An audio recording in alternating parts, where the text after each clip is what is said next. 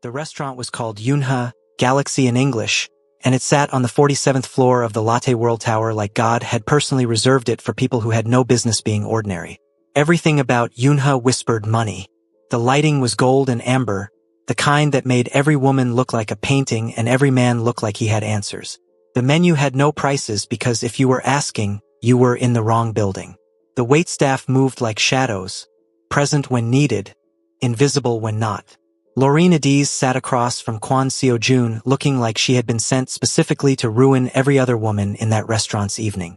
She was wearing a deep burgundy wrap dress that moved with her like it had studied her body language for years. Her locks pinned up in a sculptural updo with two loose ones framing her face like punctuation marks. Her jewelry was minimal gold, clean, intentional. She smelled like oud and something warm that Seo-jun had not been able to name since the first time she walked into a meeting room 3 months ago, and made him forget he'd been running a criminal empire since he was 22. "You're staring again," Laureen said without looking up from her menu. "I'm admiring," Seo-jun corrected, swirling his wine. "Admiring is staring with better PR." She finally looked up. Her eyes were doing the thing, that half-amused, fully in charge thing that made him feel like the most powerful man in Seoul and a complete fool at the same time. "Order your food, Seo-jun. I'm hungry." Kwon Seo-jun was not a man people spoke to like that. He was 31, the head of the Kwon Syndicate, which controlled significant portions of Seoul's real estate underbelly, private security contracts, and imports that nobody asked too many questions about. He had a jaw that sculptors would cry over and the kind of quiet authority that made rooms rearrange themselves around him. He wore a black-fitted suit that evening with no tie, top button open, and he looked, in the words of his own mother, unreasonably fine for someone I pushed out of my body. And yet here he was, being gently scolded about staring by a woman who was simultaneously reading a menu and dismantling his entire emotional infrastructure. He loved it. He loved her. He had known it for exactly 6 weeks and 3 days, and he had not yet said it out loud because Laureen had a particular skill for making grand feelings feel silly if they weren't delivered correctly. He was waiting for the right moment. The right moment, unfortunately, was about to be hijacked. They were mid-appetizer, a delicate truffle and wagyu situation that Laureen was describing with the reverence of someone who genuinely understood both engineering precision and sensory pleasure, when the temperature in the restaurant shifted. It wasn't loud. That was the thing about Cha Yejin. She understood that the most devastating entrances weren't the noisy ones. She had learned that from her father, Cha Min-soo, who was the sitting president of South Korea and a man who had never once raised his voice because he never had to. Yejin had inherited his understanding of power, weaponized it with her looks, and used it her whole life like a scalpel. She was 29, legendarily beautiful, and wearing a red dress so short it was practically a statement of intent. Her hair was straight and perfect. Her makeup was the kind that took 2 hours to look effortless, and she walked into Yunhe like she owned the deed. Several phones came out. Seoul's gossip ecosystem ran on sightings like this. The ex-girlfriend of Kwon Seo-jun, the president's daughter, showing up at the most exclusive restaurant in the city on a Friday night. By morning, 12 blogs would have opinions. Seo-jun saw her first.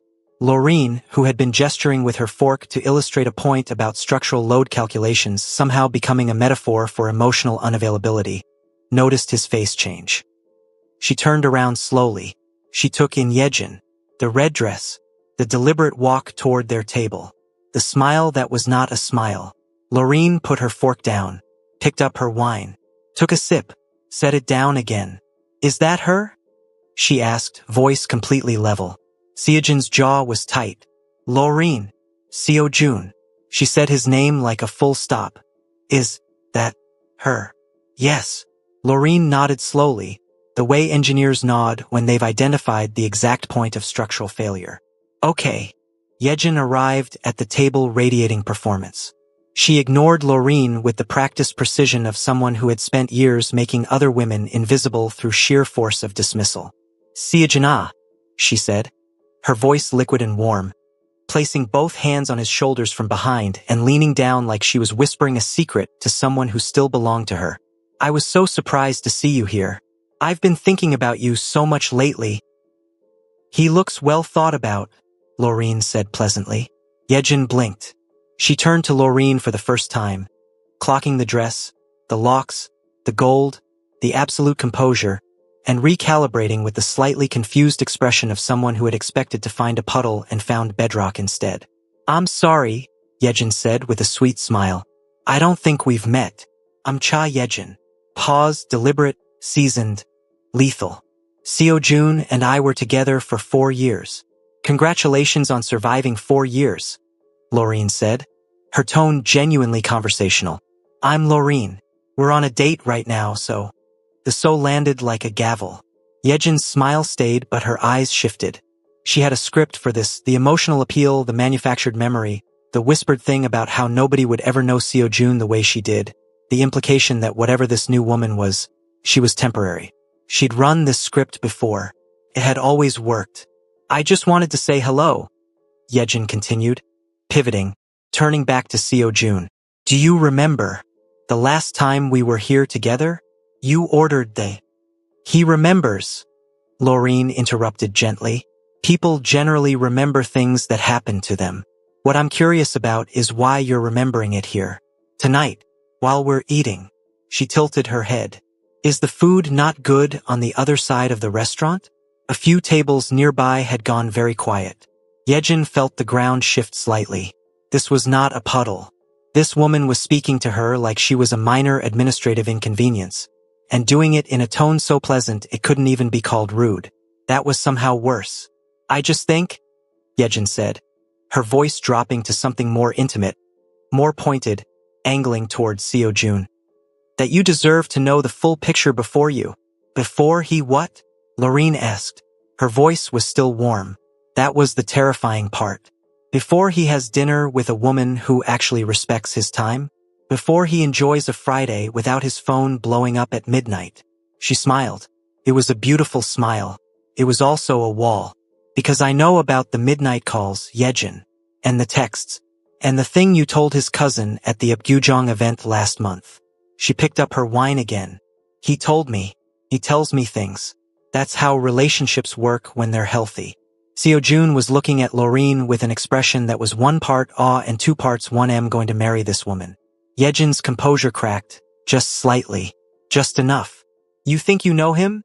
she said. And now there was an edge. The script abandoned, real irritation bleeding through. "You've known him for what? 5 minutes? I know everything about.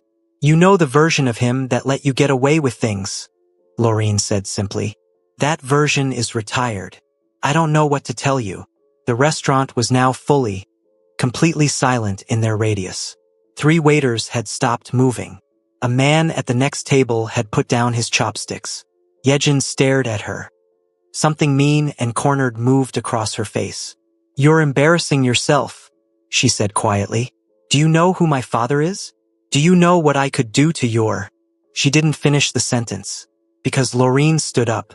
She didn't stand up dramatically. She didn't knock anything over or raise her voice. She simply rose to her full height, which was considerable in heels, set her napkin on the table with the precision of a woman who had spent her career calculating tolerances and load-bearing limits, looked Cha Yejin directly in the eyes, and said, quietly, kindly, almost gently, "I know exactly who your father is, and I'm not afraid of him, his office, his connections, or the fact that he raised someone who crashes dinner dates in a dress that's trying too hard." She paused. "I'm going to ask you once to leave our table. And if I don't?" Yejin said. "A mistake. A real one."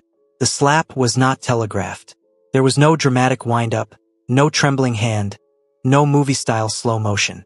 It was clean, swift, and precise, the same way Laureen approached every problem that needed a direct solution. The sound of it rang out across Yunha like a single clean note. Yejin stumbled back into a waiter who caught her by the arm, her hand flying to her cheek, her perfect composure completely irreparably gone. Her eyes were wide. Nobody had ever... "That was your one," Laureen said. She sat back down, picked up her fork. "Seo Jun, the Wagyu is getting cold." Seo Jun stared at her for one long, beautiful, speechless second. Then he started laughing, quietly at first and then fully, helplessly, pressing his hand over his mouth and failing completely. His shoulders were shaking. Yejin fled. The red dress disappeared around the corner toward the elevators. Several people at nearby tables began cautiously applauding. A woman 3 tables over raised her glass. Lorene took a bite of Wagyu and pointed her fork at him. "Stop laughing and eat." "You're incredible," he said, still recovering. "I know. The food is very good. By the way, you chose well." By midnight, the story was on 6 different Seoul gossip forums. By morning, Lorene Adiz was, quietly and completely, a legend. The problem with slapping the president's daughter in a 5-star restaurant is that, eventually, the president finds out. Took 48 hours. Cha Min-soo was a measured man. He had run the country for 3 years on a platform of dignity, restraint, and strategic composure. He wore that composure like a second suit. He was also, underneath all of it, a father who had spoiled his only daughter into a monster and was either too deep in denial or too deep in love to see it. Either way, Yejin had never once been told no in a way that stuck. Not by schools, not by ex-boyfriends, not by the 6 women who had preceded Lorene in Seojun's orbit and had each quietly retreated under varying degrees of campaign. He called Seojun first. That conversation lasted 4 minutes and ended with Seojun saying, "With respect, sir, your daughter came to our table. She was asked to leave," and then hanging up, which was either the bravest or most reckless thing he'd done in his criminal career, and the threshold was genuinely high. Then Cha Min-soo's people started making calls. Lorene found out about the pressure campaign on a Tuesday from Kwon Myri, Seojun's mother, who had called her at 8:47 a.m. while Lorene was eating cereal and reviewing the structural specs for a high-rise project she was leading in Mapogu. "Lorena," Myri said without preamble, "the way women say names when they've decided to be on your side forever. That man's people have been calling Seojun's lawyers. They're saying you assaulted a public figure." Lorene ate a spoonful of cereal. "She walked up to our dinner table. I know that. I'm on your side. Keep up." Myri's voice was sharp and warm and absolutely her son's mother. She was 63, immaculately dressed at all times, ran 3 legitimate businesses as Seojun's front infrastructure, and had once, famously within the family, chased Cha Yejin out of her house with a silk Hermes scarf she had then refused to touch again, and donated to charity. "I'm calling because they're going to try to embarrass you publicly. Something about your work permits and your engineering credentials." Yejin's been talking. Lorene set her spoon down. "My credentials? Something about whether your qualifications transfer properly, that your projects should be reviewed, that there may be irregularities." Lorene's voice had gone very, very still. "She's coming for my work." A beat. Yes. This was a strategic miscalculation on Yejin's part. A catastrophic one. Because Lorene Adiz Mensa had many soft spots. She was bubbly. She laughed at everything. She made friends in elevators. She sent voice notes that were mostly just her cackling at something she'd seen on the street. But her work was not a soft spot. Her work was the thing she had built from nothing across 2 countries, in a field that had told her repeatedly and in many creative ways that she was not the demographic it was designed for. Her credentials were not a vulnerability. They were a fortress. "Okay," Lorene said. She was already opening her laptop. "Okay." Myri sounded slightly worried. "What does okay mean?" "It means okay, Myri SSI. Thank you for the heads up." A pause. "Tell Seojun not to do anything. I'll handle this." "He's going to want to. Tell him I said to sit down." There was a sound from Myri's end that Lorene would later describe to her best friend as the specific laugh of a woman who has waited years to watch someone put her son in his place and is now fully living. Lorene's credentials were not questionable. She had a bachelor's in civil engineering from the University of Lagos, a master's from Imperial College London, and a research fellowship from KIST Korea Advanced Institute of Science and Technology, which was how she'd ended up in Seoul in the first place. She was licensed in 3 jurisdictions.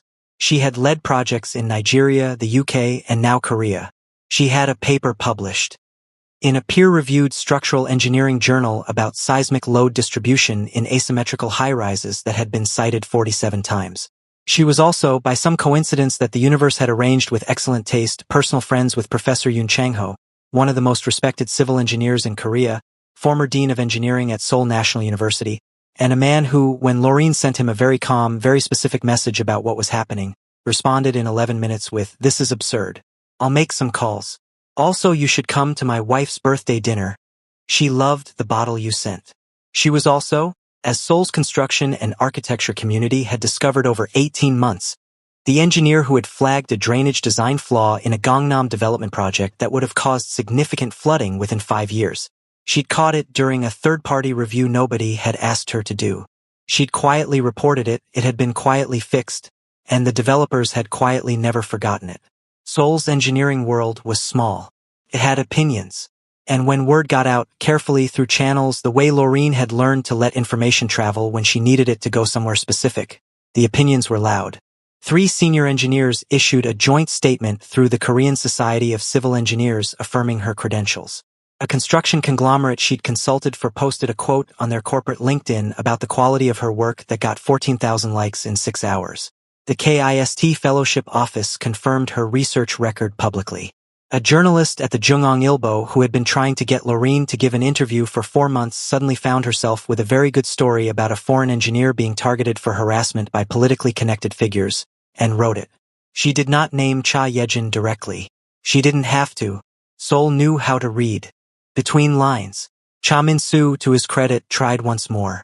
His chief of staff called a number connected to Laureen's firm with vague language about mutual benefit and settling misunderstandings quietly.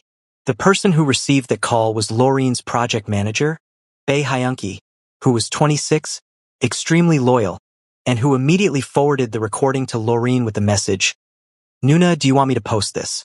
Laureen replied, "Not yet, baby boy, save it." Through all of this, Seo-jun was doing the hardest thing he had ever done in 31 years of being a man who ran an illegal empire. He was sitting down. He was sitting down because Laureen had told him to. He was sitting down because his mother, who agreed with Laureen on everything now and had essentially adopted her telepathically, had also told him to.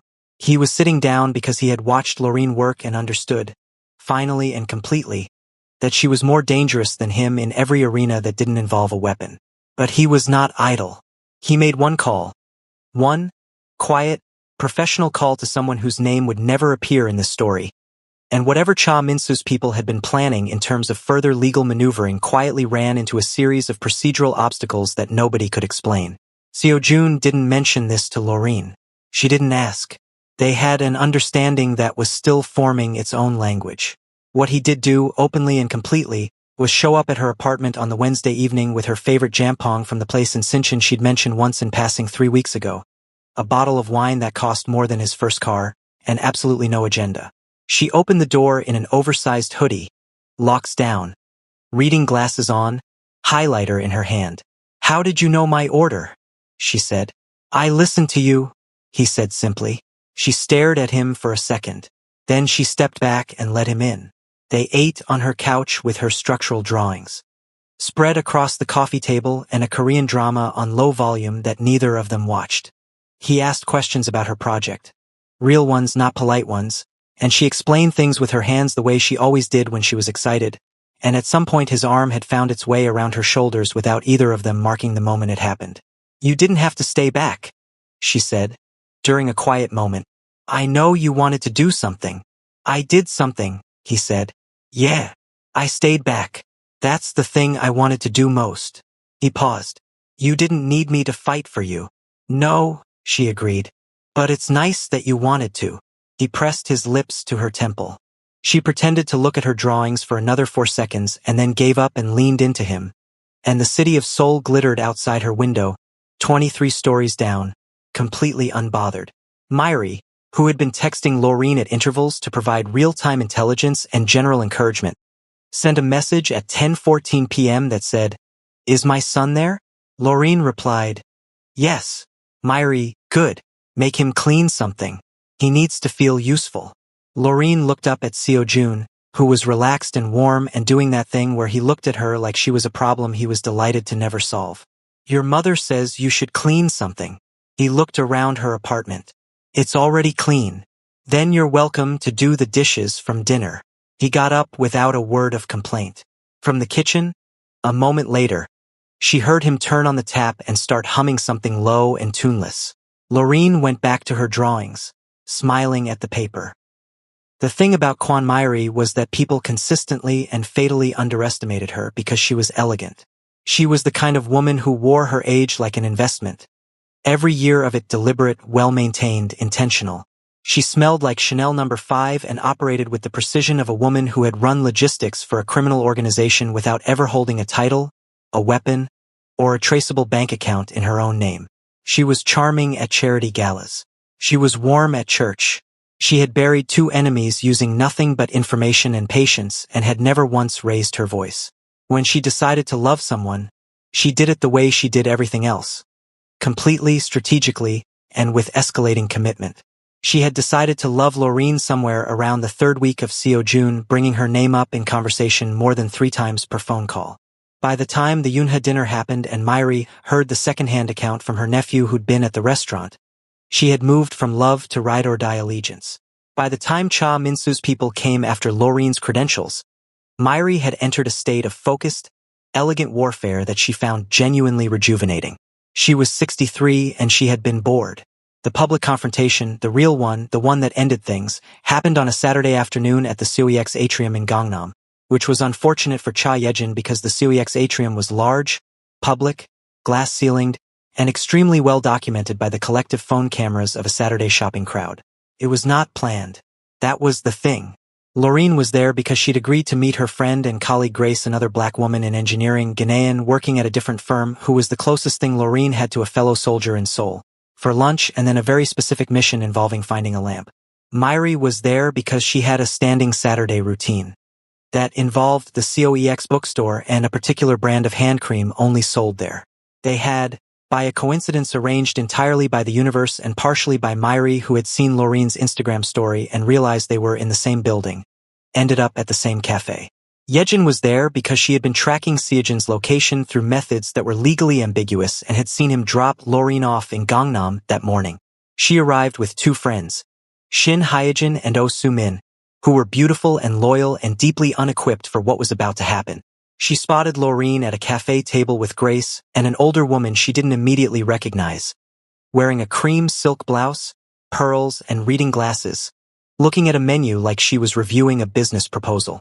Yejin had decided, in the 48 hours since the engineering story had run, that the problem was she hadn't been direct enough, that she'd been too subtle, that what was needed was a genuine, public, emotional confrontation that would make Laureen look aggressive and unstable, that would remind Seoul who the Cha family was, and that would finally, definitively, end this. She walked to the table. Her friends flanked her. It was supposed to look powerful. "We need to talk," she said to Laureen. No greeting. Full voltage. Laureen looked up from her iced tea. Grace, who Laureen had fully briefed on the entire situation in the manner of a crisis debrief, leaned back in her chair with the expression of someone who had bought a front-row ticket. The older woman set down her menu. Yejin finally looked at her and realized, with a lurching, horrible recognition, who she was looking at. "Yejin," said Kwan Myri pleasantly. "It's been some time." The last time they had been in the same space, Myri had been chasing Yejin across a garden in Hanamdong with a Hermes scarf and extremely specific opinions about Yejin's character. Yejin had blocked the memory as an act of psychological self-preservation. "I wasn't," Yejin started. "Talking to me? No. You were talking to my future daughter-in-law." Myri folded her hands on the table. It was a small gesture. It landed like a gavel. "So you're talking to me? Future daughter-in-law?" Laureen said, eyebrows climbing. "Hush, we'll discuss timeline later."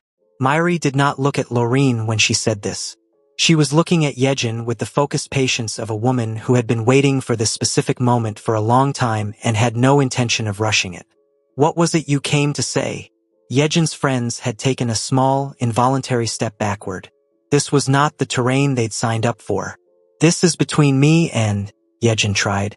"It is not," Myri said simply. "It stopped being just between you and Seojun when you came to their dinner. It stopped being between you and her when your father's office made calls about her professional credentials." The pleasantness in Myri's voice had not wavered. That was the part that was frightening. "I know your father, Yejin SSI. I've known him for 15 years. He is a man of institutional power. I am a woman of personal power. Those are different things, and I think at some level he understands that." "Are you threatening the president?" Yejin's voice had gone strange. "I'm explaining a situation," Myri said. There's no threat needed. What I'm telling you is that what you have been doing to my son, and now to Lorene, is finished. Not because of any single thing I'll do, but because Soul is tired of you, baby. And tired people talk. At that moment, Grace, who had been admirably silent, reached across and touched Lorene's arm. Is she always like this? She whispered. I'm getting to know her myself, Lorene whispered back. Yejin had gone pale. Not from the words alone. She had been in rooms with powerful people her whole life and had learned to absorb words. She was pale because she had looked around and noticed, for the first time, that 5 or 6 nearby tables had people on their phones. Not subtly. One woman was openly pointing her camera. A young man in a bucket hat had clearly been recording for at least a minute. Soul liked to gossip, but Soul also liked a moment when the record needed to be set straight. I love Seo Jun, Yejin said, and for the first and only time in this entire saga, her voice cracked. It was real. Lorene heard it and noted it without celebration. Yejin's feelings were real. That didn't make her actions acceptable, but the feelings were real. Lorene set down her drink. I believe you, she said quietly, but the way you love him was making him miserable.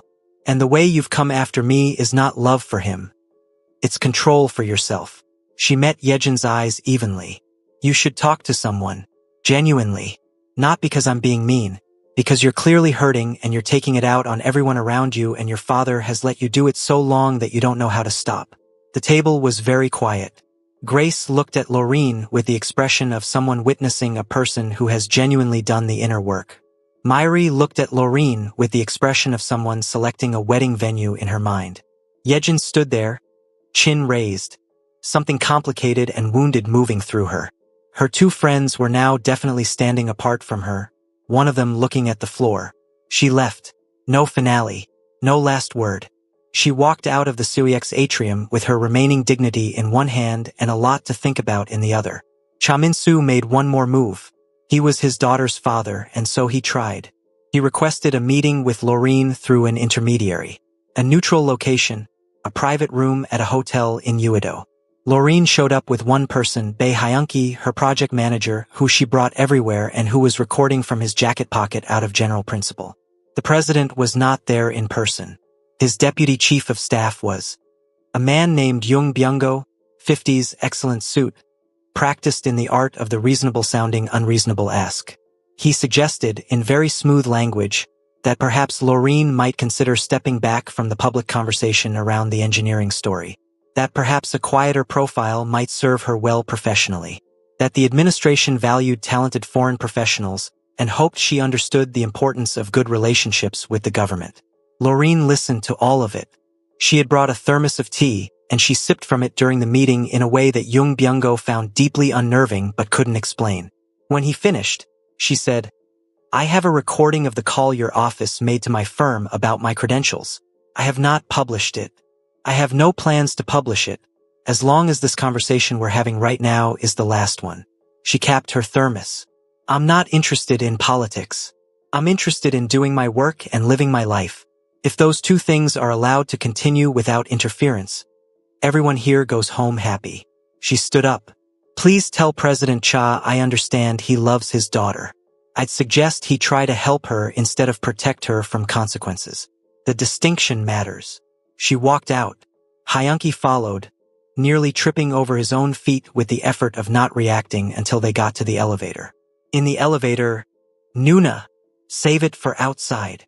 Outside. Lorene stood on the Uedo sidewalk, Taa River in the distance, October wind doing something cinematic with her locks, and she called Seo Jun. He picked up on the second ring. How did it go? It went. She squinted into the sun. We're done with that chapter. A pause. Are you okay? I'm extremely okay. She started walking. I want jjajangmyeon for dinner. Not the delivery place, the one in Mapo that your mother introduced me to. I'll book it. And tell your mother I said she was very good today. She could hear him smiling. She's gonna print that out and frame it. She absolutely should. Lorene turned a corner. The city opening up wide and glittering and fully, unapologetically hers. Seo Jun. Yeah. I like you a lot. A beat. A very specific kind of quiet. I love you, he said. Not performed. Not strategic. Just true the way facts were true. She walked half a block before she answered. I know, she said. That's it? I know. I love you too. Kwon Seo-jun. Now stop fishing and make the reservation. He laughed. The full one, the helpless one, the one only she got. And she smiled at the sidewalk and kept walking, and Seoul sparkled around her like it knew exactly what it was hosting. The dinner at Mapo was long and loud. Myri came because she was Myri and nobody had told her not to. Grace came because Loreen invited her. Hyunki came because Seo-jun had said bring the kid, he deserves it. Two of Seo-jun's closest men, Nam Ji-hoon and Park Sun-woo, arrived at some point and the table that had been booked for 4 became a table for 7 and the restaurant's owner, who knew Myri personally, simply moved them to the back room and brought extra banchan.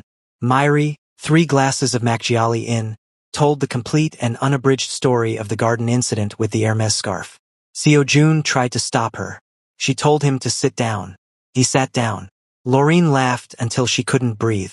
Grace filmed it. Hyunki was too busy crying laughing to film anything. Seo-jun watched Loreen across the table. Full laugh, head back, eyes bright. Her hand on his mother's arm like they'd known each other for years, and felt something settle in his chest that had not been settled in a very long time. Later, walking to the car, the city quiet and cool, he took her hand without announcement. She let him. This is going to be interesting, she said, looking up at the Seoul skyline. It already is. Your mother is going to be in our business forever. Yes, I'm not actually complaining. I know. He glanced down at her. She already called you her daughter-in-law. Loreen stopped walking. In front of who? The restaurant owner. And I think she texted her church group. Loreen pressed her lips together. Failed to keep a straight face. She is so out of control. Completely. You love it. Completely, she agreed. He pulled her in by their joined hands and kissed her right there on the Mapo pavement. The Tae River wind doing its thing. The city lit up and indifferent and beautiful. She kissed him back with the energy of someone who had fought for her peace and intended to enjoy it. Somewhere across Seoul, Cha Yejin was in her first therapy appointment. Something her own best friend had quietly arranged, tired, finally, of watching someone she loved spiral. Somewhere in Uido, Jung Byung-go was writing a memo that would go nowhere. Somewhere in Hanamdong, Kwon Myri was texting Loreen a photo of a wedding venue with absolutely no context. Loreen read the text in the car, Seo-jun's hand on the gearshift, the city sliding past her window. She texted back, Myri, we've been together for 3 months. Myri? And Loreen stared at her phone, looked at Seo-jun, looked back at her phone. She typed, it's a nice venue. Myri replied with 7 heart emojis and what appeared to be a screenshot of a catering menu. Loreen put her phone face down on her thigh and said nothing. Seo-jun, who had not seen the exchange, glanced over. Everything okay? Your mother, Loreen said, is something else entirely. The very first thing I ever said about her, he confirmed. Loreen leaned her head back against the seat and watched Seoul go by. This city that had taken her in and tested her and handed her the most improbable, wonderful, absurd love story she'd never thought to plan for. She smiled at the roof of the car. Yeah. She was keeping him. 1 year later, the invitation was cream cardstock with gold foiling so clean it caught light like a mirror. Kwon Seo-jun and Loreen Adiz. Request the pleasure of your company. Myri had personally approved the font. She had also personally disapproved of the first 3 font options, the second venue, one of the flower arrangements, and the caterer's initial menu proposal. She had done all of this with such grace and specificity that nobody had felt managed. They had simply felt guided by a woman who knew exactly what excellence looked like and refused to settle below it. Loreen had watched her future mother-in-law dismantle and rebuild the wedding planning process from the ground up over 11 months and had felt, each time, an emotion somewhere between admiration and holy terror. She's incredible, Grace had said. At the 4th planning meeting she'd been dragged to as Loreen's emotional support human. She's a force of nature wearing Chanel, Loreen had replied. Same thing. The wedding was held in late October, 1 year and 17 days after the dinner at Yunha, at a private estate in Gapyeong, 2 hours outside Seoul, where the trees had gone gold and red and the kind of amber that made everything look like a memory while it was still happening. There were 112 guests. Every single one of them had been personally vetted by either Laureen or Myri, which meant the room was full of people who were genuinely happy to be there. A rarity at weddings, a miracle at weddings involving a Mafia family. Grace was maid of honor and cried through the entire ceremony while maintaining fierce eye contact with the officiant as though daring him to acknowledge it. Hyunki was a groomsman and had prepared a speech that Seo-jun had pre-read and approved, and that still somehow contained 3 jokes at Seo-jun's expense that landed perfectly. Nam Ji-hoon and Park Sun-woo stood at the back of the ceremony in suits that Laureen had selected, because she trusted no one else's taste, and both of them cried quietly and denied it afterward. Laureen walked herself down the aisle. It had been her decision, made quietly and without drama. Her father was in Lagos and had flown in. He was there, seated in the front row, resplendent in an agbada that made half the room do a double take. But she had told him she wanted to walk herself in. "I've been walking myself into rooms my whole life, Daddy. This one just has better lighting." He had laughed and said she was exactly like her mother and straightened her veil. She wore ivory, not white ivory. A gown with a structured bodice and a full skirt that moved like water. Her locks down and loose with small gold cuffs threaded through them at intervals, catching the October light. Her jewelry was her grandmother's, simple, gold, old. When she appeared at the end of the aisle, Seo-jun, who had been composed, still, and entirely in control for 31 years and approximately 4 minutes into this wedding, stopped being any of those things. His jaw didn't drop. He didn't make a sound. He simply looked at her and something in his face opened completely, like a room with all the windows thrown wide, and Ji-hoon, standing next to him, very quietly said, "Breathe, boss," which Seo-jun ignored. Myri, in the front row, watched her son watch Laureen and pressed her lips together and looked at the ceiling and absolutely did not cry because she had done her makeup herself and it was a masterpiece and she was not sacrificing it. She lasted until Laureen reached the altar and smiled at Seo-jun with that specific smile. The unbothered, fully in charge ICU smile, and then Myri cried, completely, and fixed her makeup afterward in 90 seconds flat because she was Kwan Myri and she contained multitudes. The vows were written by both of them separately and read for the first time aloud at the altar. Seo-jun went first. He was not a man of many public words and everyone in the room knew it, which made the silence before he spoke feel like held breath. He said, "I have been in rooms full of dangerous people my whole life and I was never once afraid. You walked into a meeting room with a highlighter and structural drawings and I couldn't remember my own name. I don't think I've recovered. I don't want to." Grace made a sound. Laureen pressed her lips together very hard. He continued, "You taught me that protecting someone doesn't mean standing in front of them.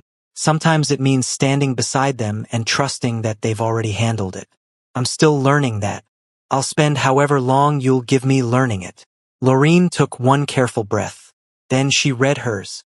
"I came to Seoul for a fellowship and a career, and I was not accepting applications for anything else. You were persistent without being pushy, which is a very specific skill, and I want you to know I noticed it and found it extremely annoying and also very effective." Laughter from the room. Seo-jun's mouth curved. "You are kind in the ways that count, the quiet ways, the 11 p.m. Jampong ways, the I listened to you mention something once 3 weeks ago ways. You make me feel like being known is safe. That's not a small thing. That's everything." A pause. "Also, your mother is the greatest woman alive and I need that on record." Myri, from the front row, said, out loud, at a wedding, into the microphone's ambient range, "I know." The room lost itself completely. At the reception, Laureen danced with her father to a song he'd sung to her as a child, and the room gave them space and silence for it. She danced with Grace to something loud and joyful that had half the guests on their feet. She danced with Myri, the two of them in the middle of the floor, gold and ivory, laughing at something nobody else could hear, completely in their own world. Seo-jun danced with his mother first. Then he found Laureen and they danced slowly to something that wasn't slow music. Because she said slow songs were too obvious and he had learned to find her logic impeccable. "Happy?" he said against her temple. "Extremely," she said. You have to ask? I like hearing it." "Happy," he said. "Extremely." Somewhere across the city, In a quieter version of her life, Cha Yejin was still into therapy and had recently taken a solo trip to Jeju that she'd posted about without mentioning anyone else. Her therapist said she was making real progress. She was starting to believe it. Her father had called Seo-jun once 6 months ago, brief and formal, something like an acknowledgement without being an apology. Seo-jun had accepted it for what it was. Loreen had said good enough and meant it. Some chapters closed cleanly. Some just stopped. Late that night, after the guests had gone and the estate was quiet, Loreen sat on the stone steps outside with her heels off and her gown pulled around her, looking at the dark Gapyeong hills. Seo-jun came out with 2 glasses of wine and sat beside her, jacket off, sleeves rolled. They sat without talking for a while, the kind of quiet that only existed between people who had earned it. Myri already texted me about grandchildren, Loreen said. How many times? 3. Since the reception ended. Seo-jun closed his eyes briefly. I apologize on behalf of. Don't. Loreen leaned her head on his shoulder. I texted her back. He looked down at her. What did you say? Loreen sipped her wine, looked at the hills, said nothing for a comfortable, devastating 4 seconds. I said one thing at a time, Myri. Seo-jun went very still. One thing at a time was not no. He looked at his wife, a word that still felt like stepping into a room and finding it larger than expected. And she was smiling at the hills with that expression, the unbothered fully in charge one, and he thought, not for the first time and certainly not for the last. Seoul had no idea what it was hosting. He kissed her temple. She let him. The hills were quiet. The night was gold. They stayed on the steps a long time. Hello besties, in this story we learned that the right person won't ask you to shrink, they'll make room for everything you are. Loreen never made herself smaller to be loved, not for a field that doubted her, not for a city that didn't know her, not for a woman who tried to intimidate her. She showed up fully, fought cleanly, and loved openly, and everything she deserved found its way to her because of it, not in spite of it. Besties, so Joy learned that real love isn't about shielding someone from every storm. It's about trusting that the person beside you can handle the rain and choosing to stand beside them anyway. And the mother-in-law reminds us that when you find someone worth fighting for, you fight with grace, with strategy, and if necessary, with the silk Hermes curve. Besties, the world will always have a agent, someone who uses power, fear, and history to keep you stuck. But the story never belonged to her. It belonged to the woman who walked in and bothered, did her work, loved fiercely, and let's all figure out the rest. Show up fully, the red table was always yours. Thank you so much for watching. Kindly like, subscribe and share.